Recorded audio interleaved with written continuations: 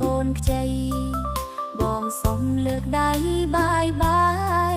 មិនចង់នៅបន្តឡើយប្រពន្ធមិនទាន់សម័យបងឌីលអូនថាប្រពន្ធ10 ខុតឃើញហើយស្អប់មុខអាក្រក់មិនចេះធ្វើខ្លួនស្រីក្មេងទើបល្អគេអាចមើលថែបេះដូងស្រីក្មេងស្រស់ស្អាតជាងអូនបងលងងើបមុខមិនរួចកាត់ផ្ដាច់និស្ស័យ